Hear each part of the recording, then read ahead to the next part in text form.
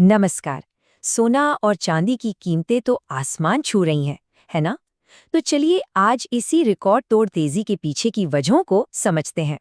तो चलिए सबसे पहले इस हैरान कर देने वाले आंकड़े को देखते हैं। 138%। जी हाँ, 2025 में चांदी की कीमतों में इतना जबरदस्त उछाल आया है। और ये सिर्फ चांदी की ही बात नहीं है। सोना भी अपनी एक अलग ही ऐतिहासिक दौड़ में है और उसने भी पिछले सारे रिकॉर्ड तोड़ दिए हैं। तो आखिर ये हो क्या रहा है? सोना पहली बार $4,400 प्रति औंस के ऐतिहासिक आंकड़े को पार कर गया है। और आपको पता है, ये 1979 के बाद से सोने में आई सबसे बड़ी सालाना तेजी है। मतलब ये वाकई में एक बहुत बड़ा मील का पत्थर है। तो ये हमें उस सबसे बड़े सवाल पर ले आता है कि आखिर इस जबरदस्त तेजी के पीछे क्या है? कौन सी दुनिया भर की ताकतें हैं जो इन कीमती धातुओं को इतना ऊपर धकेल रही हैं? चलिए तो सबसे पहले उन बड़ी वैश्विक आर्थिक वजहों को समझते हैं जो इस पूरी तेजी को हवा दे रही हैं। तो देखिए, 3 बड़ी वजहें एक साथ काम कर रही हैं। पहली, ये उम्मीद कि ब्याज दरें कम होंगी। दूसरी, अनिश्चितता के इस माहौल में एक सुरक्षित निवेश की तलाश। और तीसरी, अमेरिकी डॉलर की कीमत में आ रहे बदलाव। अच्छा, इसे अपॉर्चुनिटी कॉस्ट के नज़रिए से समझिए। जब ब्याज दरें कम होती हैं तो आपके सेविंग्स अकाउंट या बॉन्ड्स पर कम रिटर्न मिलता है ना? ऐसे में सोना, जिस पर कोई ब्याज नहीं मिलता, ज्यादा आकर्षक लगने लगता है। बस यही वजह है।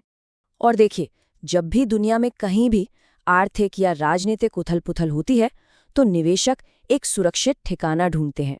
और सोना हमेशा से ही वो सबसे भरोसेमंद सेफ हेवन माना जाता रहा है।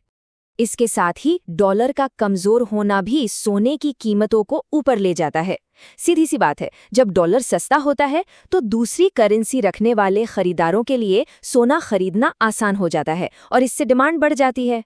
लेकिन कहानी का सबसे दिलचस्प हिस्सा तो चांदी है। यह सफेद धातु सोने से भी तेज दौड़ रही है। और क्यों? वजह जानकर आपको शायद हैरानी होगी। तो यहाँ सबसे बड़ा फर्क आता है।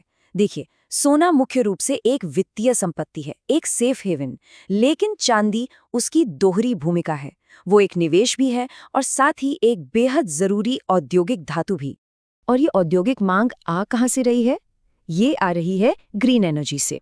सोलर पैनल, इलेक्ट्रिक गाड़ियां और दूसरे बड़े-बड़े इलेक्ट्रिफिकेशन प्रोजेक्ट्स, इन सब में चांदी एक बेहद जरूरी कंपोनेंट है।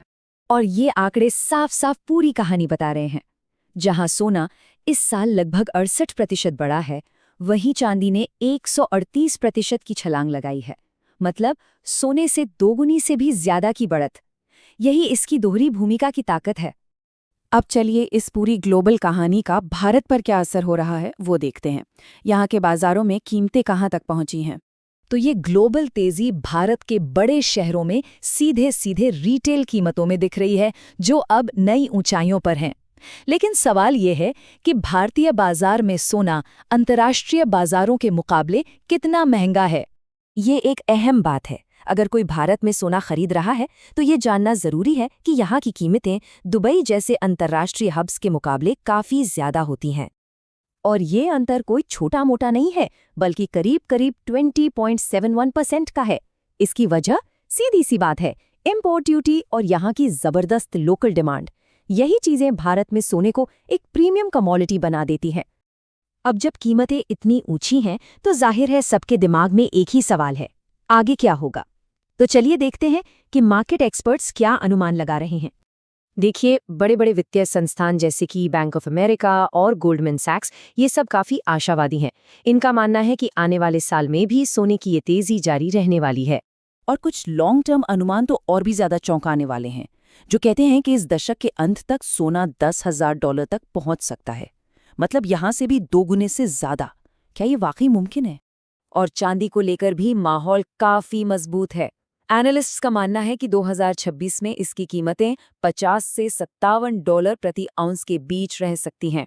जाहिर है इसकी दोहरी भूमिका इसे आगे भी मजबूती देगी। तो आखिर में सवाल यही बचता है, क्या हम कीमतों के एक न्यू नॉर्मल को देख रहे हैं, या फिर ये एक बड़ा बुलबुला है जो फूटने का इंतजार कर रहा है? इसका जवाब तो खैर वक्त ही देगा कि कीमती धातुओं का ये सुनहरा दौर हमें कहाँ ले जाता है।